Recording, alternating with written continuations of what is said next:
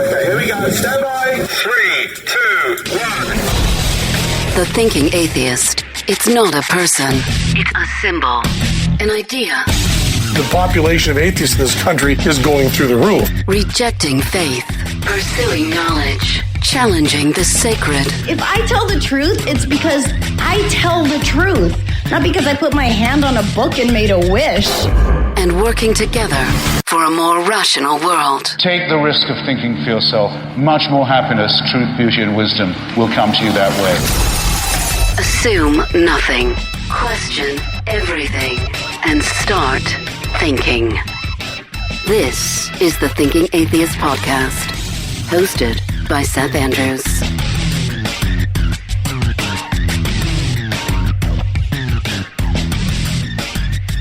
This is a broadcast which ties in to our Halloween holiday, the upcoming October 31st holiday. It's about fears and phobias, with listeners sharing their particular fears and the things that drive them crazy or give them the creeps, the things that may or may not go bump in the night that keep them up at night. We're going to talk quite a bit about that. Don't forget that this broadcast is made available to my patrons, commercial free, and they get the show a couple of days early.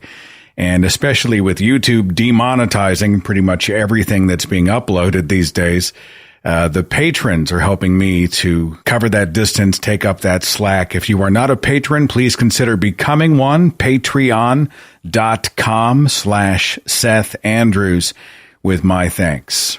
As we talk about fears and phobias here on this, third week of October.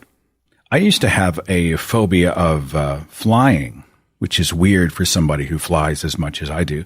And it arose out of nowhere. Like I used to fly all the time. And then it was 5-6 years ago for some reason, for about a year. And I still can't explain it. I started to get like panic attacks when I would fly. Isn't that weird? I mean, as much as I travel. And I remember there was one time where we were not even departed from the jet bridge yet. And we had some weather in the area, and the captain did that sort of precursor announcement. And he said something along the lines of, we're expecting a few bumps along the way, turbulence, moderate turbulence shouldn't be too bad. But just FYI, I'm going to ask everybody to keep their seats, including the flight attendants, for their own safety. And all they had to do was make that announcement. And I remember getting just panicked. And my palms would sweat, and I had shortness of breath, and the anticipation of the turbulence was so much worse than the actual turbulence itself. And it happened off and on for about a year, and I thought, what's wrong with me, And then it just was gone. Like a year and a half, something happened, which I remember getting on the plane thinking, I feel great. I'm not weird at all. I don't have anxiety at all. I don't feel panicky at all.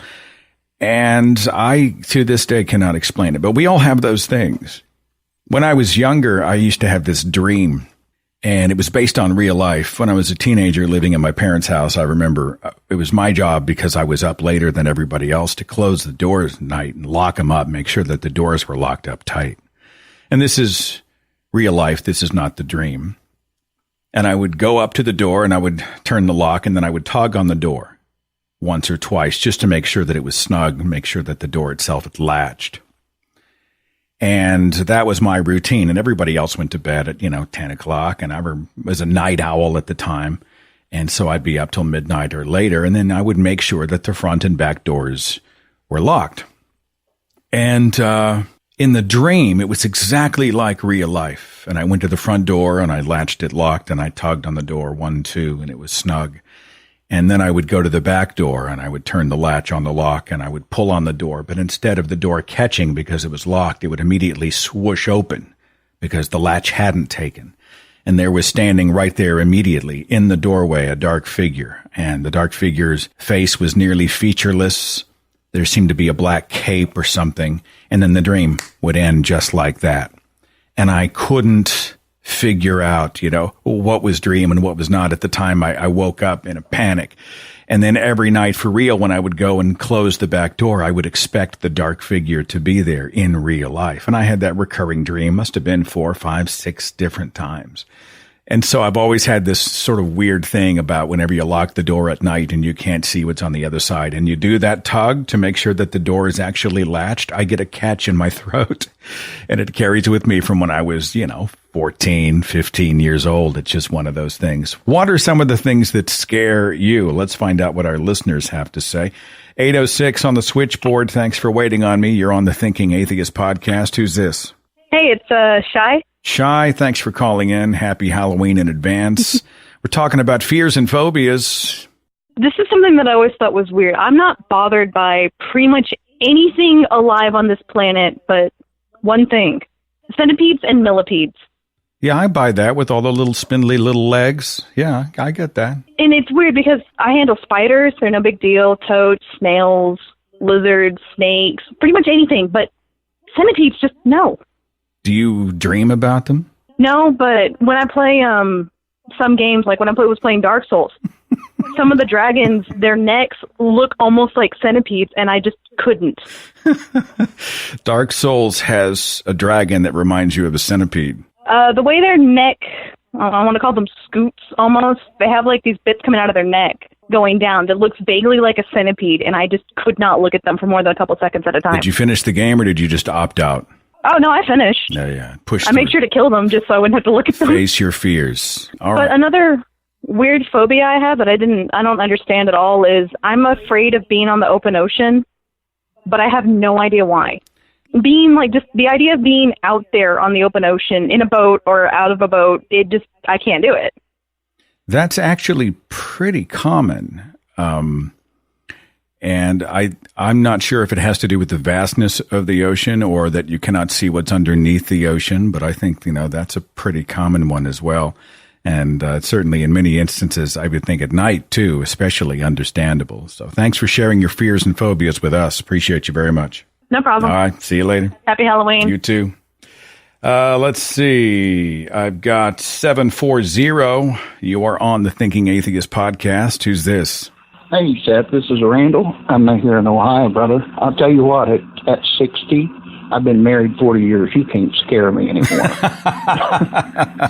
There's no surprises left in this world for you. Well, it's a big world. There's plenty left to see. It's just at this age you realize that, death is not about being afraid. I was actually more afraid of death. Give you a little backstory. I kind of was indoctrinated into the religious situation at about 10 and fully into it at 20. And I had questions. I just never could get the answers. Of course, the internet wasn't as available as it is now.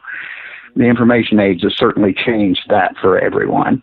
And the fear of death is universal. We all have that, but I don't fear it now. What I fear most is leaving people behind. I think we share that. I was afraid of death when I believed in heaven and hell, even when I thought I was going to heaven.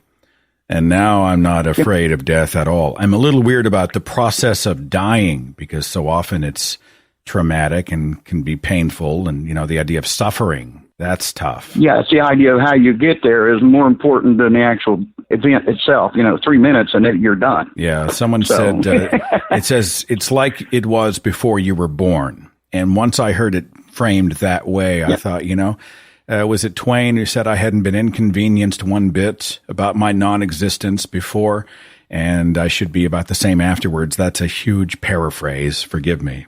But nothing really shakes you up, huh? Not much at this point, but once you've been on this rock a while, you begin to realize that, there's not much to be afraid of.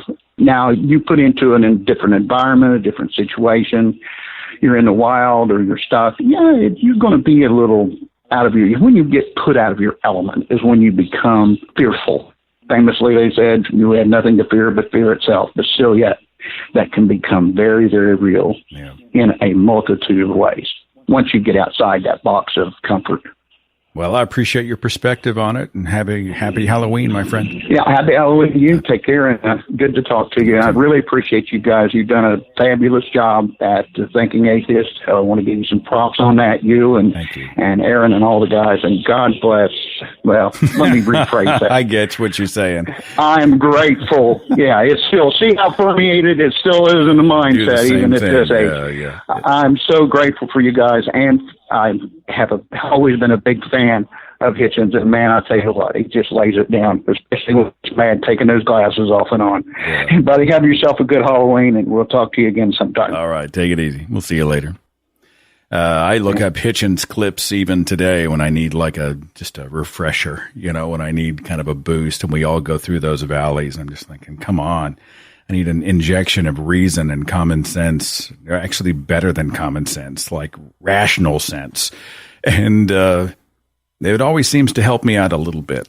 407, thanks for waiting. You're on the Thinking Atheist podcast. Who's this? Hi, Seth. This is Mandy. And can I just say, your home is always Halloween gold. Oh, thank you for that. Well, I'm a little boy at heart, and I'm that guy who I giggle all night long, October 31st, when the rows upon rows of kids come up to get the candy. I mean, the costumes, and we've got a scary movie going on in the background. I'm just a huge fan of the day, so I have to I guess I overcompensate by showing out with my Halloween decorations at home. But thanks for the kind words. I appreciate that. Of course. So I'm a little embarrassed to say mine, but I'm just going to own it. I have a huge, completely unrealistic fear of gnomes. I'm sorry. No, I'm not laughing at you. I know it sounds ridiculous, but when I was little, my dad had a gnome in our backyard, and it was just kind of like, those paintings where the eyes just follow you. I felt like the gnome was constantly following me in the backyard. And I told my dad, can we get rid of the gnome? And instead, I love my dad. He's a great dad. But he totally messed with me. And my friends would knock on my window to come say, hey, come out and play. And my dad would knock on the window, and I would open the blinds, and the gnome would be there instead of him. It was so mean.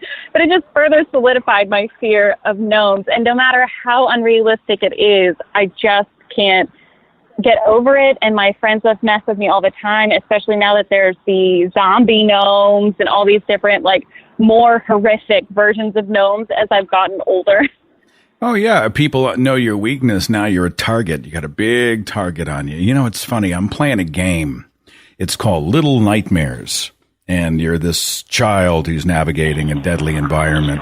And throughout the different rooms of the game, they have little gnome-like creatures that scamper and scatter as they walk around. And, oh, my goodness. And you know what I mean? And I can actually feel a little bit of the dread that you feel, because an animated, living gnome-like creature is actually pretty darn terrifying. Horrifying. I feel you. Thanks for sharing, being so transparent. Thanks for owning it on the radio. And thanks for talking to us. Have a happy Halloween. Thanks. You too, Seth. See you later. I was looking at some of the different social phobias that people have. Fear of, being judged, fear of eating something or eating in front of other people, fear of certain situations. There is, of course, agoraphobia, the fear of open spaces. It can trap people in their homes because they're afraid to go out. There's acrophobia, which is the fear of heights. Who was it who just shared the Stephen Wright joke about the fear of widths? Yeah, well played. There is aerophobia or aviophobia. That's the fear of flying or the fear of an air disaster, being in a plane crash. Claustrophobia, of course, the fear of enclosed spaces. There's a scene where I'm watching classic Aliens. You guys see the James Cameron film back from 1986, I think. And my buddy Corey is claustrophobic. There's a scene where Bishop, the android, goes into this pipe, and he has to crawl through this pipe, this narrow pipe, 300 yards to get out to the other side to be able to remote pilot a ship. And whenever Bishop goes into the pipe and they weld the top back in on top of him, and he's crawling, inch by inch at a time, he's visibly traumatized by it. And I can understand it. I can understand where that comes from. You're restricted. You can't really move your arms or legs. You can't see. You're in darkness except for a flashlight. There's entomophobia, the fear of insects. There's ophidiophobia, the fear of snakes. Cynophobia is a fear of dogs. This is particularly common among children and door-to-door salespeople, often because they had a bad experience with an aggressive dog or what they feared was an aggressive dog. Astrophobia, there's the fear of storms. Thunder and lightning can send people's hearts racing. This was common with one of my dogs. I'm not familiar with it ever happening with a human being. You ever know anybody who was afraid of storms? There's, I want to say trypanophobia, which is the fear of medical procedures that involve injection or needles. And this also carries over to things like the tattoo artist's needle as well. And my wife works in the medical field, and she'll talk about how, they'll have this massively invasive's not the word I'm looking for, but it's this orchestrated procedure that a patient has to go through. And they won't be up all night thinking about the procedure. They'll be up all night thinking about the initial injection that happens before the procedure. It's the one needle prick that causes them great anxiety. And the rest of it, they can deal. It's interesting what a tiny needle can conjure up. There's also glossophobia, the fear of public speaking. Dentophobia, guess what? That's the fear of the dentist. There's nyctophobia, fear of darkness. So you always have to have the night light on. I had read, as far as the social phobia once, that teenagers have a social phobia, and it's worse than the fear of death. And for teenagers, it is the fear of being embarrassed. Embarrassed, like called out in front of a classroom or humiliated in front of your friends, one of those types of things. I wish I could source that. I don't take it to the bank. Let me do some digging and see if I can find the actual data. Or you can find it and perhaps send it to me. But it was the fear of being embarrassed for young people was actually greater for a lot of them, greater than the fear of dying, like in an accident or something. The fear of being embarrassed trumped that one. I thought it was an interesting observation. Real short break. When I come back, we'll go back to the switchboard and talk more to our listeners about the things that creep them out. Hang on.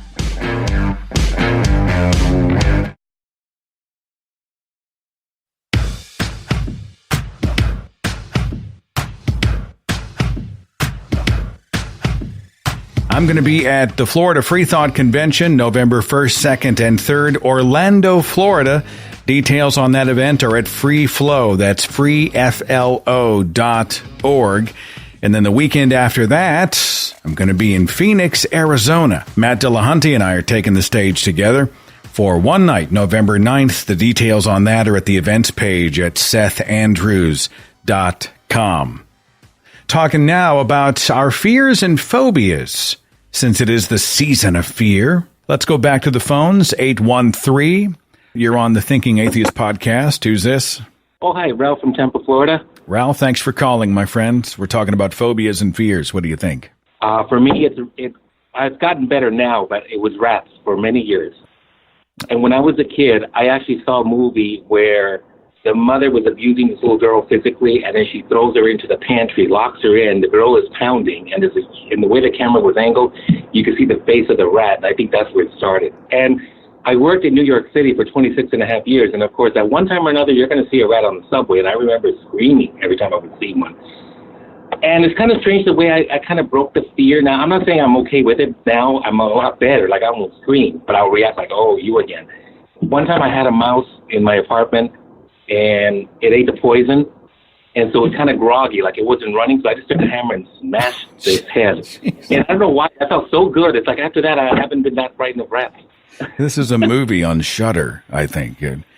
Poison the rat and smash it to death with a hammer. That would traumatize me. Oh, it felt good. So it felt good. My partner had to say, "Okay, stop! You're gonna ruin the floor." Oh my God! You were repeatedly bashing the body of the rat with a hammer. Yeah. It was a mouse, but yes, it felt great. Man over so mouse. Now it's not as bad. I'll tell you, for years I was like frightened, literally. Like if I would see one up close, I couldn't sleep for that night because I kept thinking of the rat. So now it's a lot better. I work as a security guard, and I once was assigned somewhere overnight. I did see one pass by me, and I just remember thinking, oh, okay, you again. So now it's not as bad. It's gotten better. I'm glad that the intensity has ramped down. My friend, I appreciate you very much, and we'll catch you next time, okay? Thank you. Happy Halloween. You too. Take care. 216. Thanks for waiting on me. You're on the Thinking Atheist podcast. We're talking about fears and phobias. What's your name? Hey, Seth. This is Eric from Cleveland. Eric, what's going on? All right. Well, I have two quick points that are related. I'd have to say what used to always scare me was the idea of being a parent. A long while ago, probably about 2 years ago or so, you did an episode about being child-free, individuals who, for whatever reason, have decided they just have no desire to be a parent. And for many different reasons, which I won't go into, that's totally me. Now, I should be set, because thanks science for this thing called a vasectomy, but what scares me now is this attack on reproductive rights that we're seeing here in the U.S., especially women's reproductive rights, and attack on abortion rights. Yeah, watching what's happening in Alabama and I think Missouri as well. We've seen shades of it in Florida and Arkansas, even Oklahoma. Ohio, too. Yeah. I'm in Ohio, too. Do you find yourself watching the headlines with trepidation? Yeah, I just don't want us to turn into The Handmaid's Tale, I guess. Yeah, I get that. Yeah, it's, truthfully, there's not a whole lot that scares me, but it's like, we're overpopulated. We have enough children as it is. There's always going to be people who genuinely want to have children, and there's also going to be less responsible people and oops babies as well. I just don't think it's right that you tell a woman she has no right to an abortion or even a more permanent method of contraception to begin with. And it just makes me wonder, what kind of battles would I be fighting if I was a woman, because it doesn't seem as difficult for a man. So, I guess there's not a whole lot that scares me, but that just this whole battle on reproductive rights, and especially women's reproductive rights, just kind of has me freaked out for the sake, not for my sake, but for the sake of our future. Fair enough. Good point. Thanks for the call, my friend. Hey, thanks for taking my call. You bet. Take care. I find myself every day watching the news with that Picard look on my face where he says, damage report, Damage report. How bad is it today? 956. Thanks for waiting. You're on the Thinking Atheist podcast. Who's this? Good morning, Seth. This is Tony calling in from Birmingham, Alabama. Welcome, my friend. It's good to talk to a heathen in the Deep South. We're talking about fears and phobias. What do you think? Well, my fear when I was a kid, it's going to sound pretty funny and ridiculous, but I grew up having a massive fear of balloons. I guess the movie It has a lot to do with it, because, red balloons popping and shit coming out of them. And as I was only 5 at the time when the movie came out, so yeah, definitely played a huge role in me being terrified of them. I can imagine. I don't like balloons popping. When someone takes their hand and they rub it on the outside of the balloon itself and you hear that kind of, and the balloon can pop. Yeah, the little screeching noise and shit. Yeah, that really, really gets behind my back, and it just makes my hair crawl. Yeah. Well, I didn't mean to take you to that dark place. I'm just saying I feel you. Oh no, you're good. You're good. Okay. But yeah, that's it's probably now more of the surprise pop that comes from it, because I'm sometimes, I'll be sitting down and then I have a kid in front of me playing with a balloon and I'm still looking at a distance like, no, take that shit out of the way. So yeah, that's my fear right there. All right. Thanks for sharing it and have a happy Halloween. All right. Thank you. Take it easy. 308. Thanks for waiting. You're on the Thinking Atheist podcast. Who's this? Hi, Seth. This is Amanda from Middle Nebraska. Hi, Amanda. I had the pleasure of meeting you in Lincoln just recently. Oh, yeah. Yeah, it was a great tour stop in Lincoln. We had a lot of good people out, and it was great to hang. So we're talking fears. Are you afraid of anything? Well, it's the more cliche one, and to follow up that red balloon one from just a second ago, it's kind of it-related as well. Growing up, I kind of blame my dad for letting me in the background watching the movie It when it first came out, or I guess the miniseries from years ago.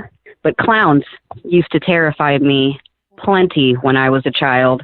totally understandable. I've got an entire chapter called Clown in my Ghost Stories audiobook where we talk about the fear of clowns and how that they used to put paintings of clowns in hospitals and pediatric wards thinking that they were cheering up the children. And then finally, when they got into the research, realized that they were scaring the shit out of the children and they had to go replace the clown paintings. Recently at the clinic here where I go in the pediatric area, they had clown carousels hanging from the ceiling up until maybe about 3 years ago. I did not like looking down that hallway. Oh, hell no. I wouldn't be doing it. No, not in any way. But I've kind of overcome that clown fear in recent years and dressed up as one for Halloween when my coworker told me she didn't think I'd be able to do it. And I love special effects makeup, and Halloween is my favorite holiday as well. And I sent you a picture a few years ago, too. I remember you would overcome your fear. And I said, send me a photograph so I can see what you did. And it was really ornate. It was really well done. Thank you. Thank you. I love the foam latex prosthetics that you can glue to your face like they do in the movies and really make a creature come true. And now I'm just fascinated in the most creepy clowns that I can possibly find. You overcame. So now it might be more of an obsession. You overcame. Well, I'm glad to hear that. And thanks for sharing it with us. You know, you're not the only one out there who's been weirded out by clowns, especially with stuff like American Horror Story and Twisty the Clown. And there's some scary ass clowns out there. They still make me kind of go ick, but now I'm a little more fascinated with them than scared. Awesome. Well, you give us hope and you empower us with your words of encouragement. And you have a happy Halloween, okay? Oh, thank you. All right. We'll see you later. You too. Bye. It looks like an international call, 63. Who's this? This is Matt from the Philippines. Appreciate you calling in, my friend. We're talking about the month of October and the time of scares and phobias and things that freak us out. What do you think? Yeah, actually, I have anxiety. It's more of an anxiety than a fear. It's the anxiety, or you would say fear, of being idle, of not being able to do anything, being helpless, or not having any activity to do. So that upsets me. I think that's the best word for that. The fear of being idle or the fear of being useless? It's idle and helpless. Being idle in a sense, there's nothing for me to do. I just get agitated and sometimes even have panic attack if I'm not able to do anything productive. Also, when I feel helpless, when, for example, I'm waiting for certain news that would affect me personally, greatly, just drives me up the wall. Yeah, I think that's a relatable one. You know, you're going to get a diagnosis or somebody's going to make this decision, or you may or may not get the gig or the job or the decision in your favor. And so you've got to wait. I've been sent to our office clinic before, and I think I've actually been sent to the hospital once for having anxiety at that. It doesn't help whenever they leave you hanging for days at a time waiting for the quote unquote results to come in, right? Yeah, it just builds up every minute. I don't know why I put results in scare quotes there. Why did I say quote unquote result? The actual results come in and you've got to wait for them. Yeah.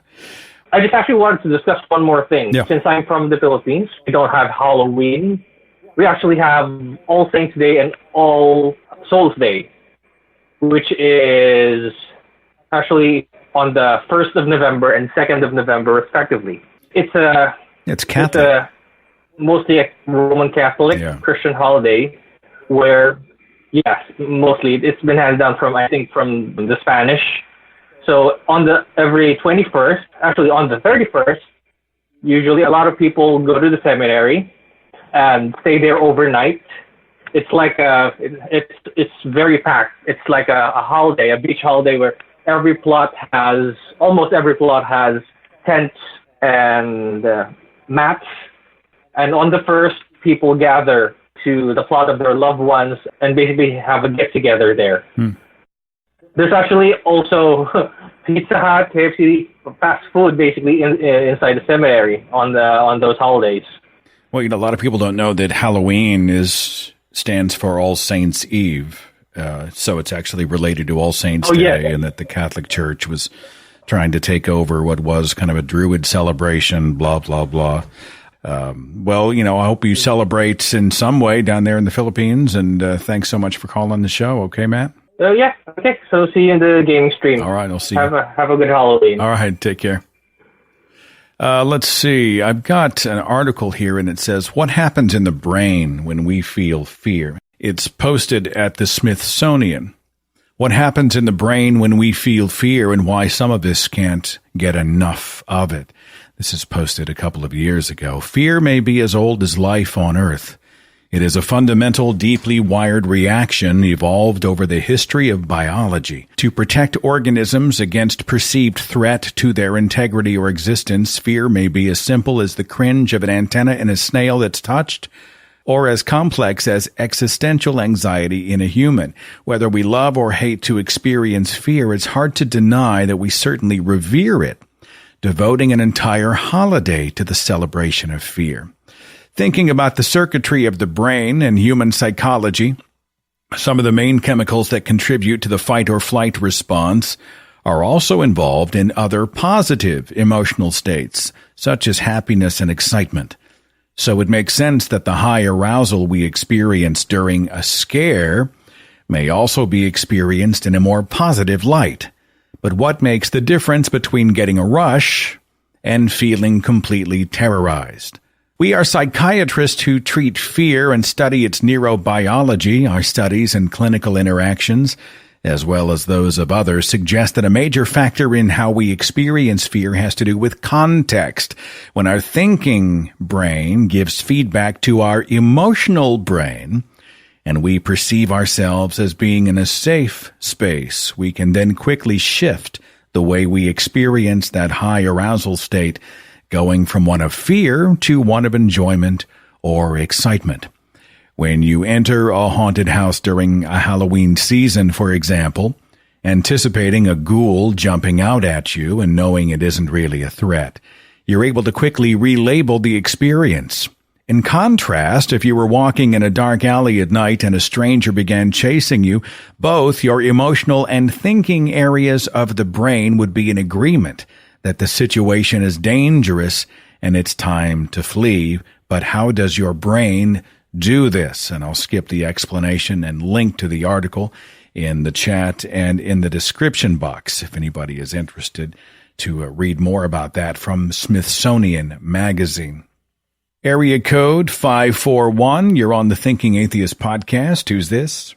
Hi, my name is Daniel. I live in Oregon.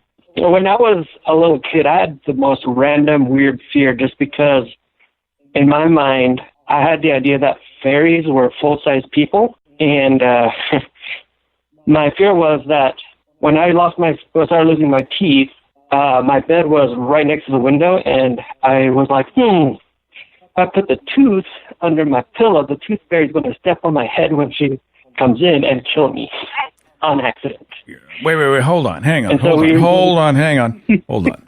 All right. So you were at the time when you were losing your baby teeth and you were awaiting the tooth fairy, but you believed that fairies were full-sized beings, human-sized, and you were afraid that the tooth fairy would accidentally kill you during her nightly visit. Yep. I feared that it'd come through the window and step on my head because my headboard was right next to the window. Did you do the whole tooth under the pillow thing, or what? So we resorted to putting my teeth into this glass jar that had a flip lid and basically just holding on to them instead.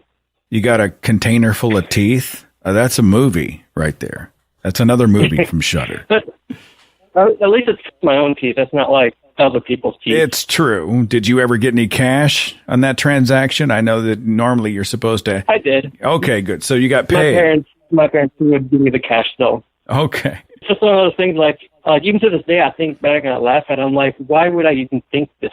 Well, I think a lot of us have irrational things that pop into our brains that, we wonder, well, how did I get there?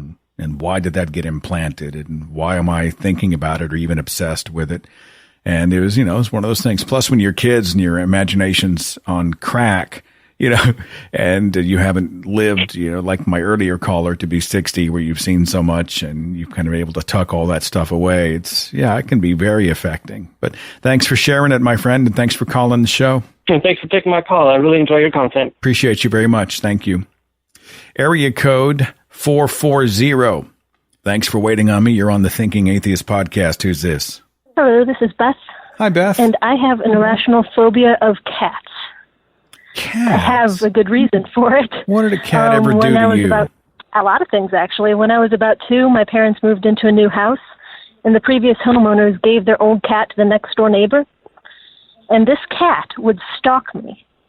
I have a memory of running away from it, looking over my shoulder, and it leapt through the air, and I just fade to black.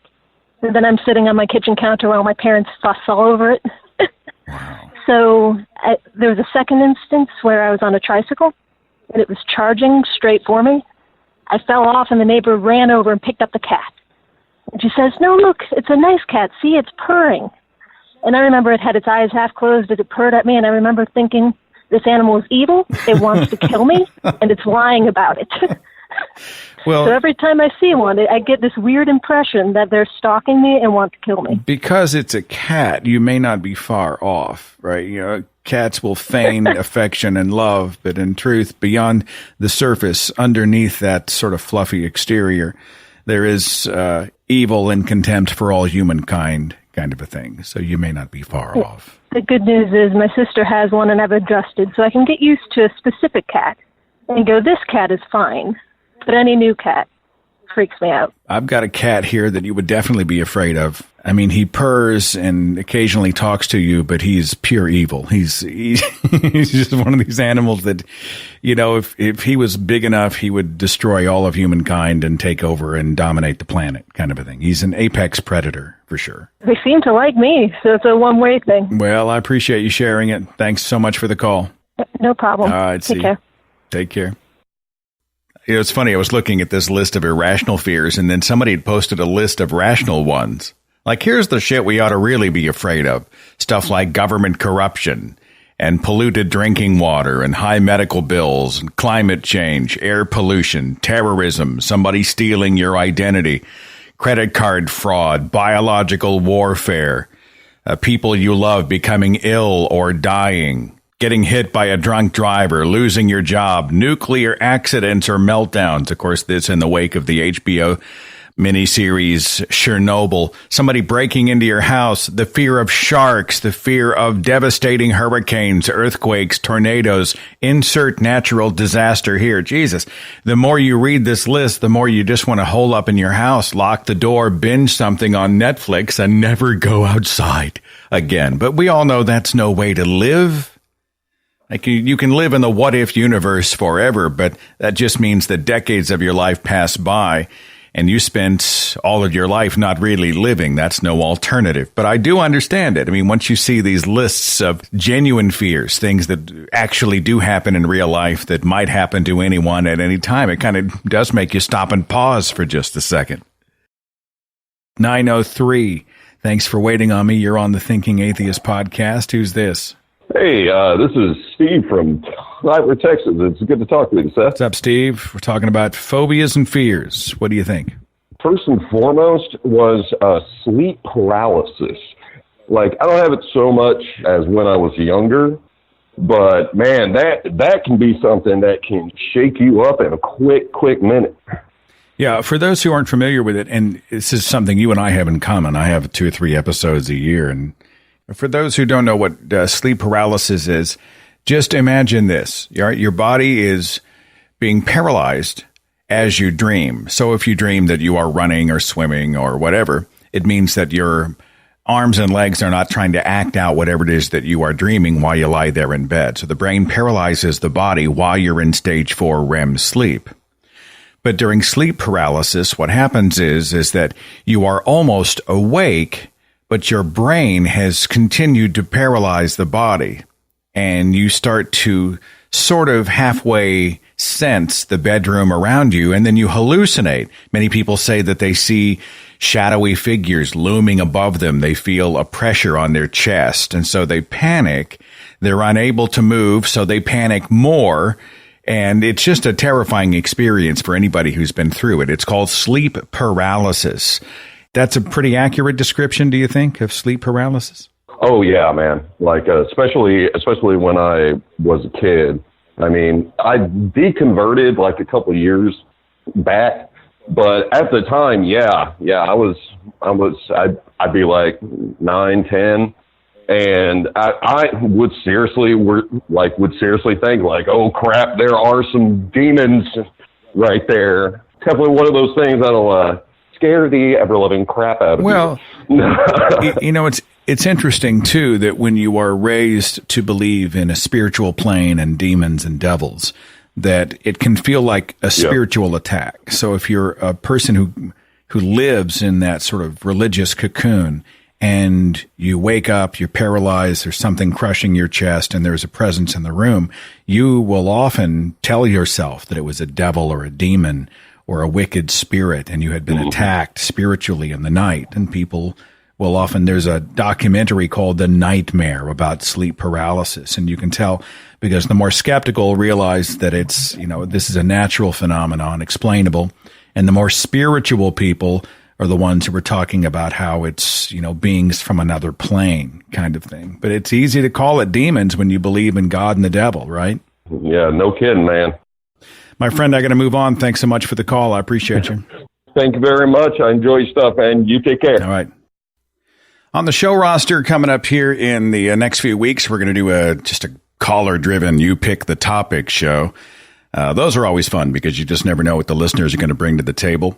I've got a broadcast coming up where we're going to talk to some ex-Jehovah's Witnesses about some of the just craziness that happens in the Jehovah's Witness religious organization and church. I've got Dr. Donald Prothero. He's a paleontologist and geologist who has written like 30-some books on these subjects, an expert, a leader in this field. He's doing a show with me called Evolution 101 for Creationists.